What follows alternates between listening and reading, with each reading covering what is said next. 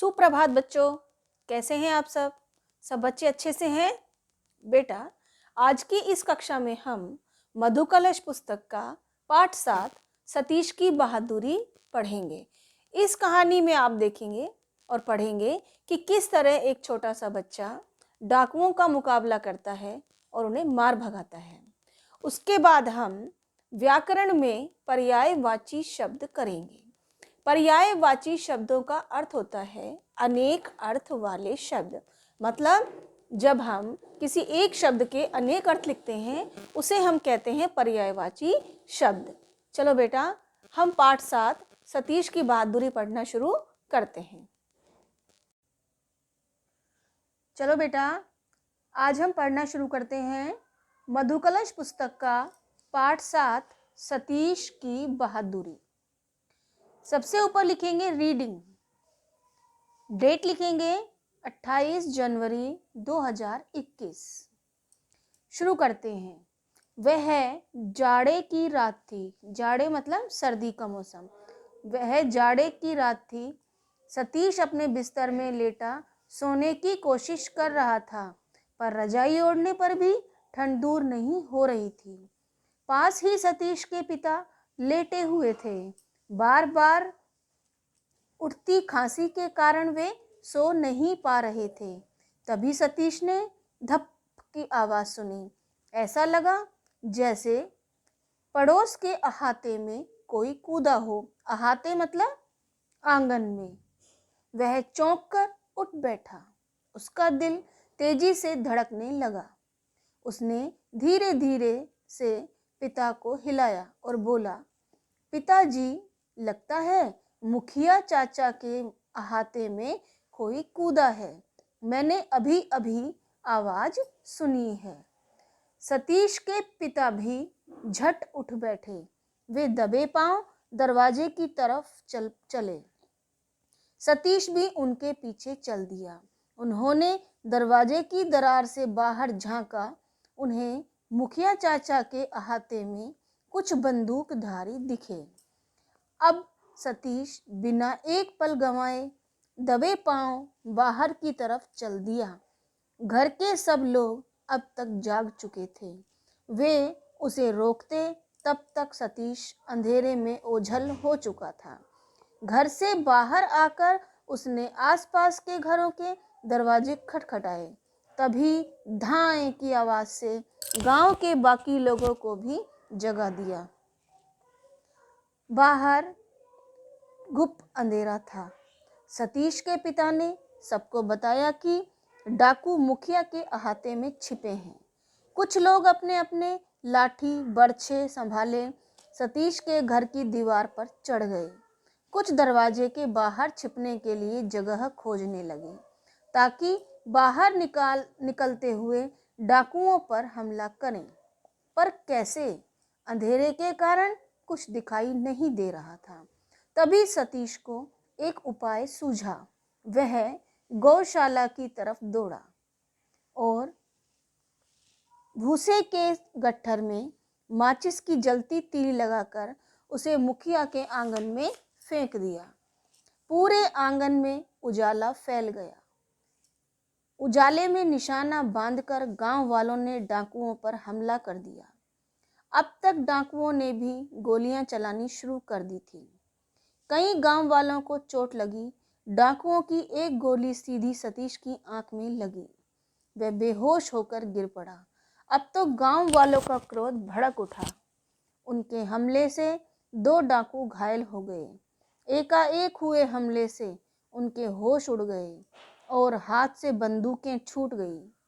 अब तक कई लालटें जल चुकी थी। गांव वाले अहाते में कूद पड़े और डाकुओं से भिड़ गए। सतीश जब होश में आया तब पिताजी और भाइयों ने उसे बताया कि थोड़ी ही देर में डाकुओं के पैर उखड़ गए थे। गांव वालों ने उन्हें पकड़कर पुलिस के हवाले कर दिया। गोली लगने से सतीश की एक आंख की रोशनी हमेशा के लिए जाती रही, पर अब वह सब गांव वालों की आंखों का तारा था। सतीश को उसकी बहादुरी और सूझबूझ के लिए इनाम दिया गया।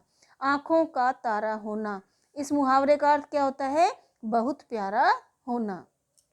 सतीश को उसकी बहादुरी के लिए, सूझबूझ के लिए इनाम दिया गया। अब बेटा इस कहानी के हम जो है प्रश्न उत्तर करेंगे, जो एक्टिविटी है उसे करेंगे। सबसे ऊपर लिखेंगे असाइनमेंट नंबर 63। 63 को हिंदी में क्या कहते हैं? 63।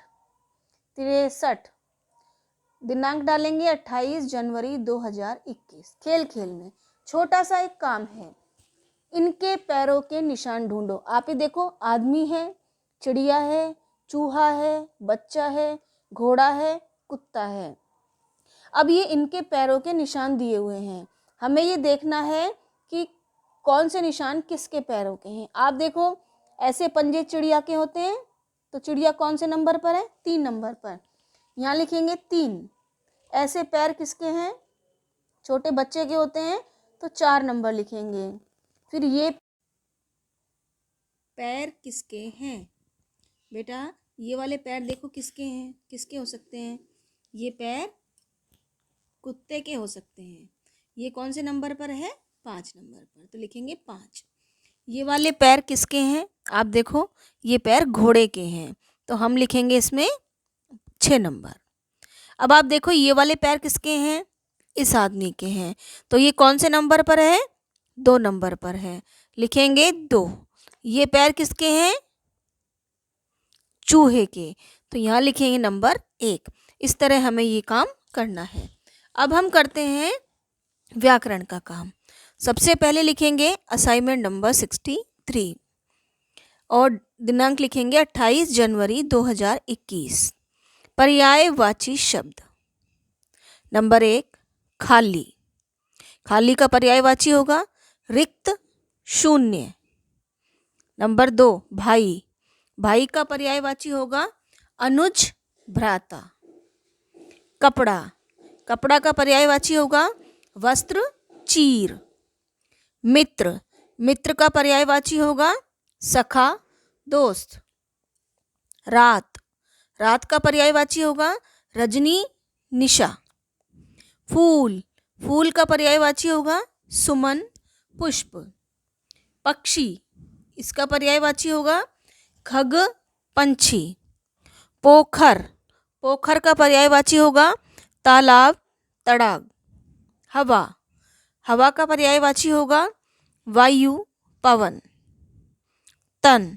तन का पर्यायवाची होगा शरीर, काया। ताकत। ताकत का पर्यायवाची होगा शक्ति, बल। मजा। मजा का पर्यायवाची होगा आनंद, खुशी। पानी। पानी का पर्यायवाची होगा जल, नीर। खत्म। खत्म का पर्यायवाची होगा समाप्त, अंत। समय। समय का पर्यायवाची होगा काल, अवधि। वृक्ष।